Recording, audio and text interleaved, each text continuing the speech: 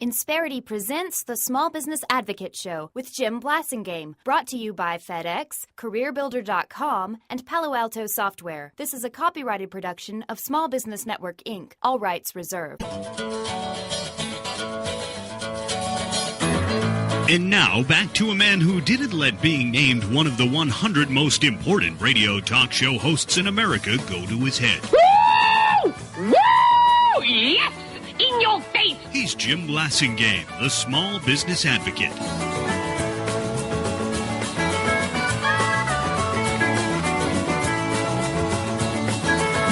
Welcome back, 34 after the hour. Thank you very much for hanging out with me. Always a pleasure to continue to be with you, and especially when I get a chance to reintroduce you to our good friend Tom Markel. Tom is a longtime member of our Brain Trust, the founder and the CEO of Virtue Capital Corporation, the folks that run that outstanding online capitalization organization called ibank.com. Tom is here with us. He's got a story to tell us. Tom Markel, welcome back. Hey, Jim. Thanks for having me. Good to have you back. Thank you. Welcome home. You know, I learned three things on a 500-mile hike. You want me to share those with you? Okay. Now, did you really walk 500 miles?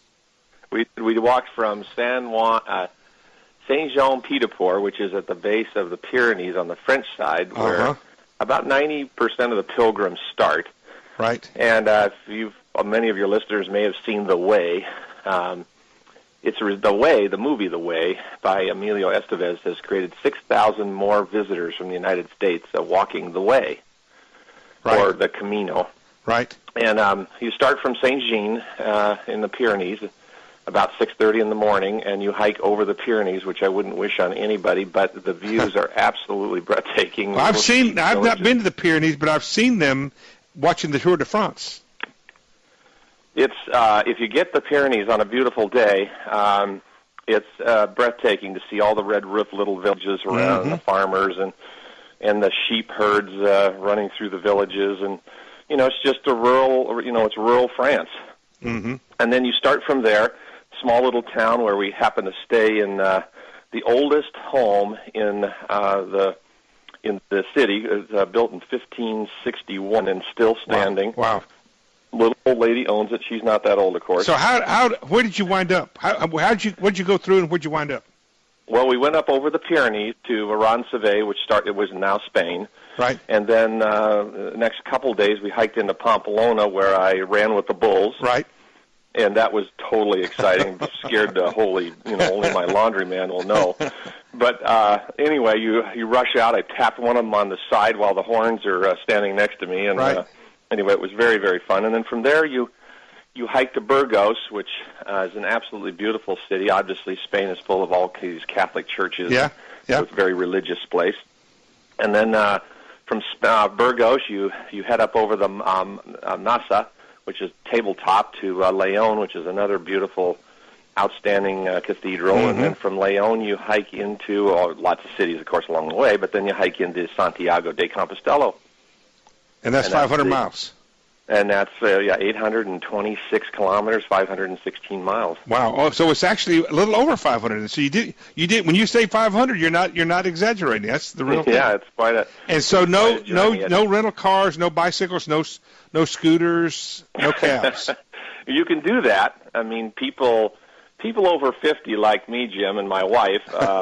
They mostly send their backpacks forward each day to the next city. Yeah. And then they have. They have, prearranged 35 days of hotels or pensions or, something to stay in. And we just felt that this is kind of a journey like St. James did. You don't know where you're going to stay. So it took you a month to do it? More than a month? It took us over a month. Yeah, we left on July 2nd and came back August 8th. And so you and your wife did this, walking together?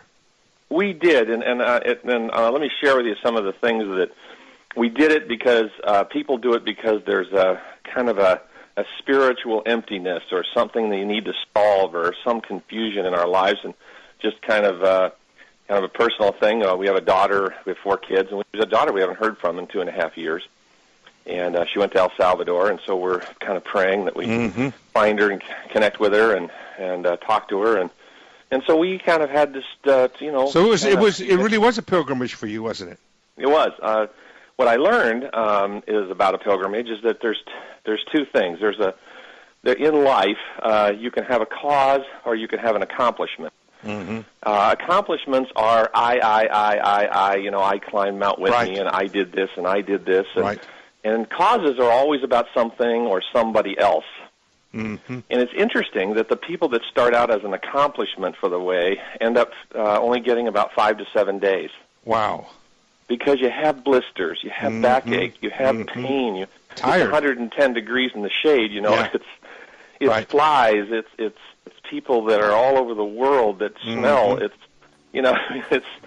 It's a real journey. So if you have a cause, you're able to carry more further with a lot more pain because you're obviously doing this for somebody else. That's well said. Well said. And I think people should be taking that into their business life. Hold on to that thought. I want you to help us do that when we come back after these messages. Tom Markel, ladies and gentlemen, the Pilgrim, will be back after these messages. Stay with me. And through it all die. Insperity presents the Small Business Advocate Show with Jim Blasingame, brought to you by FedEx, CareerBuilder.com, and Palo Alto Software. This is a copyrighted production of Small Business Network, Inc., intended for the private use of our audience. Except as otherwise provided by copyright law, all other copying, redistribution, or publication without prior written consent is prohibited. All rights reserved.